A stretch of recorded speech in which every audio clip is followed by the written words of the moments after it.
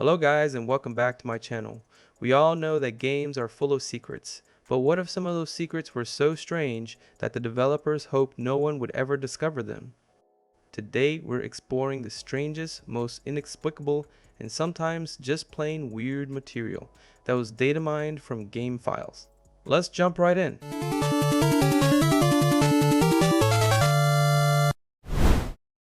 To start, we'll take a look at a strange video found inside a PS1 golf game.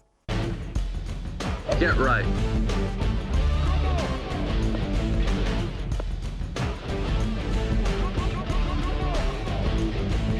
Back in the 90s, when we talked about sports games, one of the great examples we had was Tiger Woods for PlayStation, a famous golf game with impressive graphics for the time and gameplay that, although simple, was extremely addictive.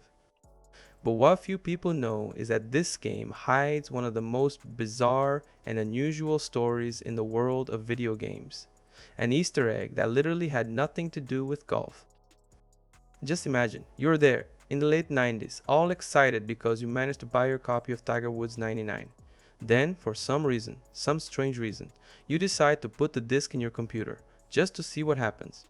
And suddenly, among the game files, something unexpected appears. A file called zzDummy.dat. What would anyone do? Of course, they would open the file. And what happened after that? Well, you come across an old recording of a short film called The Spirit of Christmas, Jesus vs. Santa.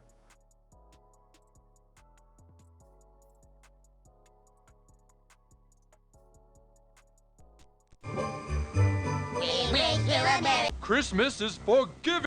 Who would you help in a fight? Jesus or... Phew, that sucked. That's exactly what a kid did about a month after the game's release and discovered the video.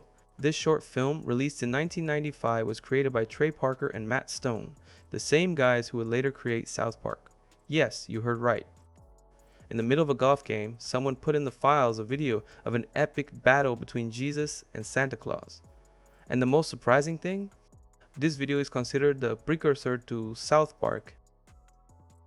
And believe it or not, this practice of hiding files inside a game was common because it was necessary to fill all the space on the physical media of a game, in this case, a PS1 CD, leaving no empty space. According to information that was later revealed, the video was converted to the format on the disc just 4 days before being added. When Electronic Arts discovered what had happened, they quickly removed all copies containing this file from the market. And they were probably not happy with this particular employee because they had to recall about 100,000 games that had already been shipped to stores.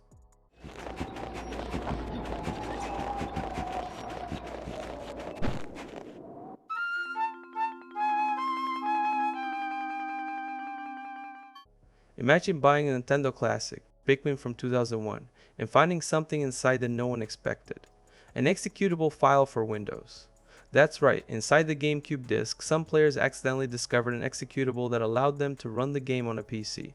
The story gets even more interesting when you consider that Pikmin was a Nintendo exclusive game and had therefore never been released on any other console, not even on PC. Now, before you think that Pikmin was fully playable on the computer, it's important to note that this version was very limited. The game didn't run perfectly, and many features didn't work as they did on the console. Another interesting thing was that the executable was actually a beta version of the game, meaning you could access features that weren't in the final version, as well as the developer tools that came with it, such as a debug menu. Now, whether this was a mistake or a deliberate decision that got out of hand, no one knows for sure. But what is clear is that this incident gave enthusiasts a unique chance to dive into the creation process of one of Nintendo's most iconic games, revealing a side of development that few people have ever seen.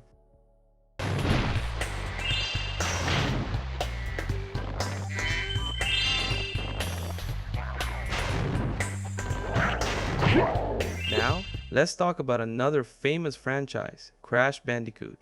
Released in 2000, Crash Bash was Sony's response to the Mario Party series.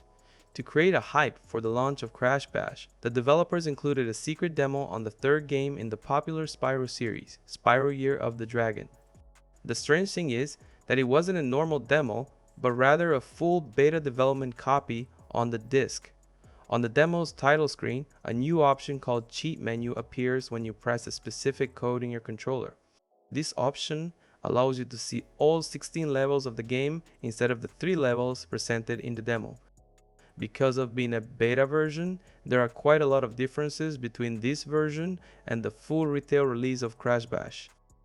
One of the strangest discoveries in this version of the game is that there is a placeholder in one of the bosses that features images of none other than Homer and Bart from the Simpsons show. In this specific case, the company responsible for the game, Naughty Dog, did not encounter any complications because this secret was only discovered 9 years after the game's release.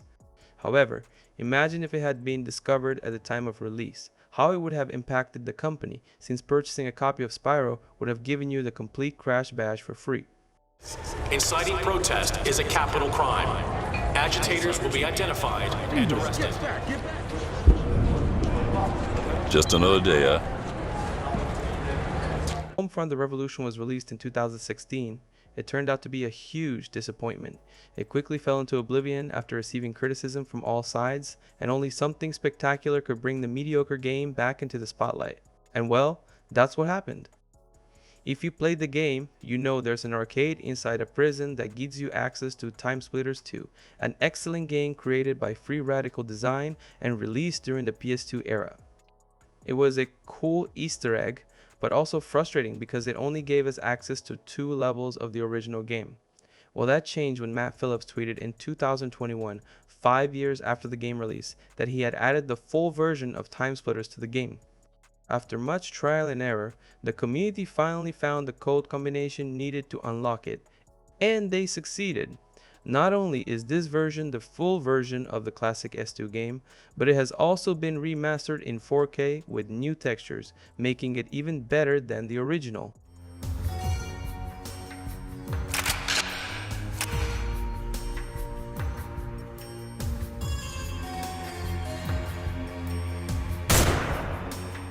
Ready?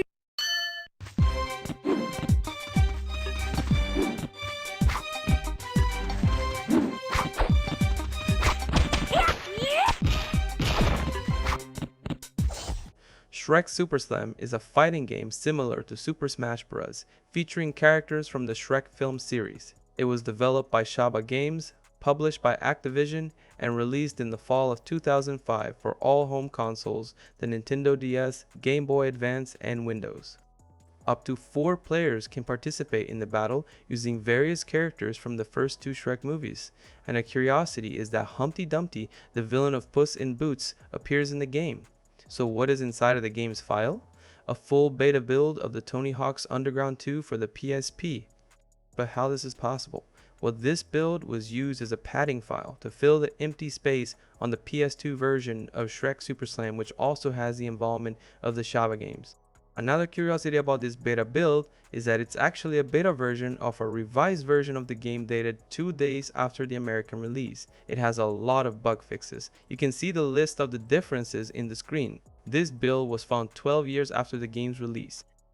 The real reason they used this build as a dummy file is unknown, but as we saw in today's video, it was a common practice at the time, with many games doing the same thing. That's it, guys. I hope you enjoyed the video. And if you have any suggestions for other strange things that have been found in games, please write them in the comments. Thanks for watching, and see you in the next video.